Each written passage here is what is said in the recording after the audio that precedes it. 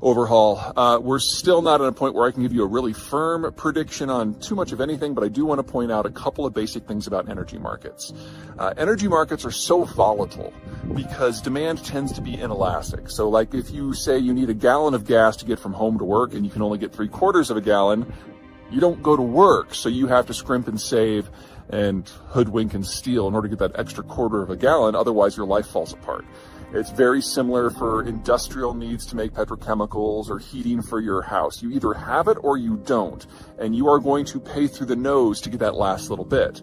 That means most of the pricing power in most energy markets comes from the cost structure and the pricing power of the marginal supplier. So whoever produces that last extra 1, 2, or 3%, they're the ones who set the market price for everything.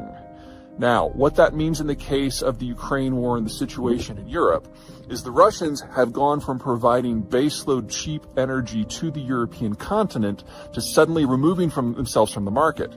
So the marginal suppliers in Europe are now setting the price. Even worse, you're talking at somewhere, based on the country, somewhere between 10 and 30% of total energy now has to come from somewhere else. So a lot has been made of the Germans bringing on these new liquefied natural gas regasification facilities so they can bring in LNG from different continents. And a lot has been made of the Europeans being able to reduce their demand by 10, 15%. These are all relevant things. And the Germans have been able to get their storage back up to 85%. And these are all good things. But that means there will be enough supply, but it will be at a very different cost structure, because now 10 to 30% of the supply is coming from new marginal suppliers who are much farther away with much higher cost structures. As a rule, liquefied natural gas is the most expensive way to move natural gas from one place to another, because you have to basically freeze it into a liquid, put it into a specialized tanker, ship it across an ocean, unload it in another specialized facility that can then regasify it and put it in your system. And in the case of Germany, they're using ships to do that last step, which is also the most expensive way to do it. So the cost structure for this new stuff is 2, 3, 4, 5 times as much as what the Russians used to sell their natural gas to Europe for. And that sets the price structure for the entire natural gas market, heating market, industrial energy market, and electricity market.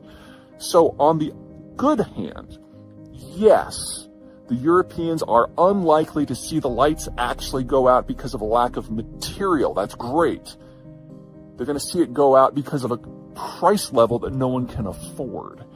Now, the only way you can deal with this is by reducing marginal demand. You're talking about everyone needing to be cut their energy consumption by about 10 to 30%.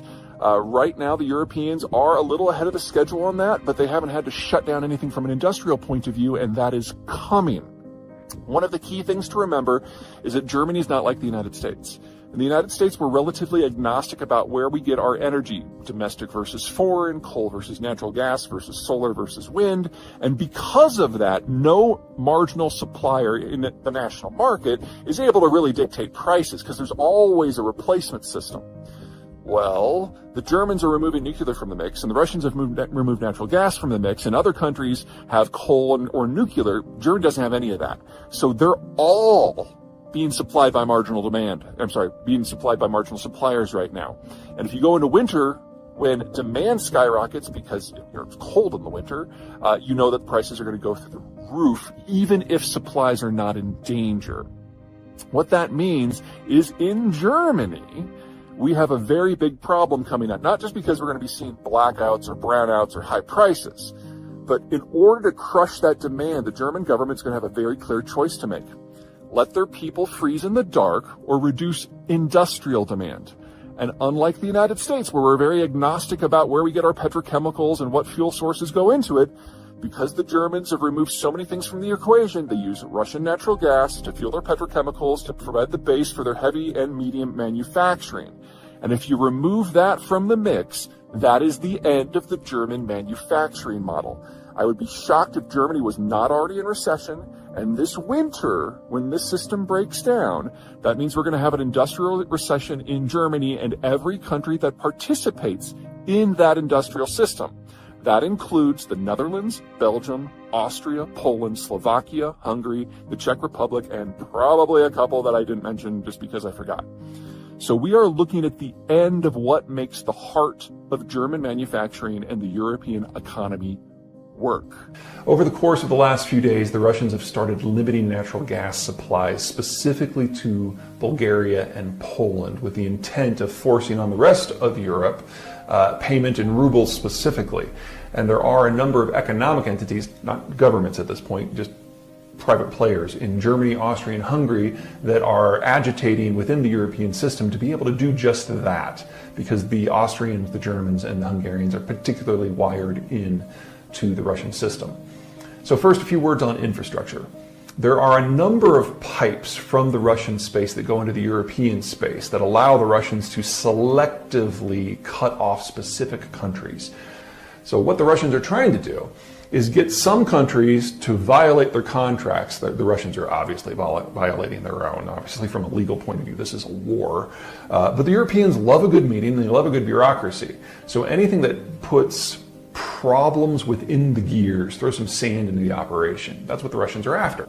In my opinion, the takeaway capacity for Russian energy has been dropped so much between sanctions and boycotts that we're seeing pressure build up through the entire Russian system all the way to the wellheads. And once that happens, the Russians are going to have to shut in a lot of production. So at the end of the day, at some point this summer, all of this is going to go away anyway, and it's going to seem like a moot point globally. And globally it is. But that's not what the Russians are after. The Russians are after kind of the second point, which is if they can get cracks and fissures within the European coalition to open up over energy, then they have a lot more breathing room. The ultimate goal, kind of the gold standard for the Russians, would be to get the Germans to no longer participate in the sanctions and boycotts at all. And if the Germans do that, the Austrians and the Hungarians who could be counted on to be brought along for the ride. If the Russians can get the Germans to no longer play in the war, that is pretty much all the logistical capacity for the entire NATO alliance for shipping things into Ukraine. That's ultimately what the Russians are after here. And they have a reasonably good chance of getting it. The Russians know that the Germans have very few options. They don't have the ability to import natural gas from the sea. They don't have a single LNG terminal.